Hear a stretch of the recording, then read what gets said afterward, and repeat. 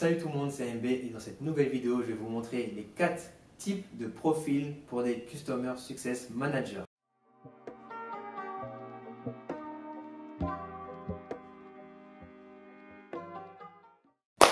Alors, si tu ne me connais pas, je m'appelle Dussoli Mickaël et sur cette chaîne, j'aide les entrepreneurs SaaS à scale leur business. Alors, si tu ne sais pas ce que c'est que le CSM, donc le Customer Success Manager, c'est la personne qui fait en sorte de fidéliser tes clients et faire en sorte qu'ils restent le plus longtemps possible. J'ai fait une vidéo sur ce sujet-là, n'hésite pas à aller la regarder. Le premier type, c'est l'expert produit. Donc, c'est la personne qui sera capable d'expliquer ton produit aux premiers clients, aux nouveaux clients qui vont venir. Donc, ce qui se passe, c'est que quand ton client il commence à s'inscrire sur ton application, qu'il commence à utiliser ton produit, il faut qu'il y ait une personne qui le guide. C'est bien de pouvoir avoir un conseiller directement qui est là dès que tu commences à utiliser l'application. Parce que cette personne-là, elle va pouvoir avoir les bons réflexes dès le début.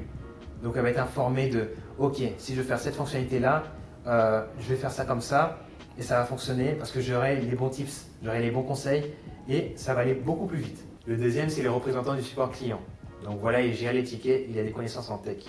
Ce qui se passe, c'est que voilà, votre client il a un problème, hop, il expose son problème.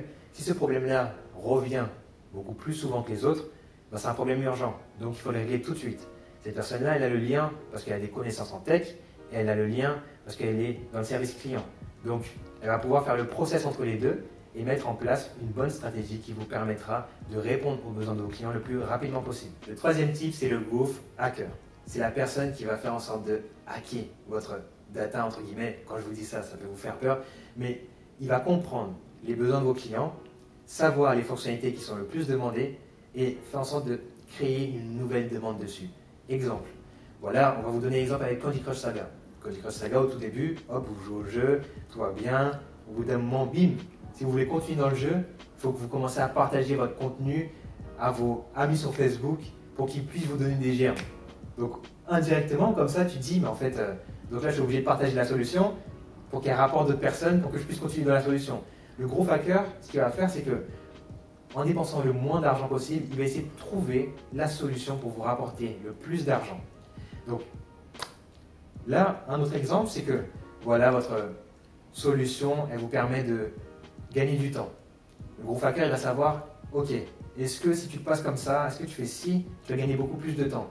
Il va essayer de mettre le client tellement dans une situation de confort qu'il va se dire en fait, ah ben c'est génial, je peux gagner du temps comme ça, donc je vais partager la solution.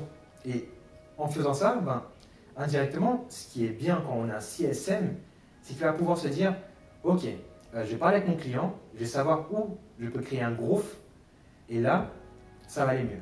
Ça va aller mieux pour moi, ça va aller mieux pour mon service tout simplement, et tout va aller beaucoup plus rapidement parce que je vais scale avec du growth hacking et ça va aller beaucoup plus simplement. Et ça permet indirectement de pouvoir améliorer ton lifetime value parce que forcément, si tu vois que ton client, hop, il arrive plus rapidement, tu réponds plus rapidement à son problème, forcément, il va rester plus longtemps chez toi. Le quatrième et dernier type de Customer Success Manager, c'est la personne qui va gérer les renouvellements de votre service. Donc, le gestionnaire de renouvellement. Ce qui se passe, c'est que cette personne-là, elle doit agir lorsqu'un client veut partir. Lorsqu'un client il vient juste d'arriver et que voilà, il a pris une offre pour un mois par exemple, vous devez essayer de le renouveler pour plusieurs mois. Lorsque votre client il arrive à la fin de sa période des 1 an, hop, lui conseillez de revenir. Comment on fait ça? C'est qu'on l'informe notre client sur ce qui s'est passé. Donc on regarde ce qu'il a déjà fait. Voilà, on voit que notre client utilise cette application-là, on nous dit ah bah tiens, en fait cette application-là on va l'améliorer. Donc ça serait bien que tu restes. Ah bah tiens, là, ce qui va se passer le mois ou l'année d'après, ça va être intéressant pour toi. Donc si tu restes et que tu proposes de rester encore 1 an en plus, encore des mois en plus, ben, je vais te faire une réduction. Et comment on fait ça? Ben, en fait, il faut rester proche de ses clients. Et comment on fait pour rester proche de ses clients? C'est mettre un CSM dans la boucle au final dans le processus de vente. Parce que cette personne-là, elle va accompagner le client du début jusqu'à la fin. Elle va améliorer le lifetime value. Donc indirectement, le client va être accompagné. Donc c'est comme s'il y avait un mentor directement pour l'accompagner. Donc il va se dire qu'en fait, si je quitte ça, je vais avoir moins d'aide et ma vie va changer. Donc il va être souvent sur votre application et ça va améliorer du coup le renouvellement, la stratégie de renouvellement qui va être automatique après. On arrive à la fin de la vidéo, mais avant ça, je te fais le petit rappel des 4 types de CSM. Le premier, c'est l'expert produit. Donc c'est la personne qui va guider ton client dès qu'il va s'inscrire.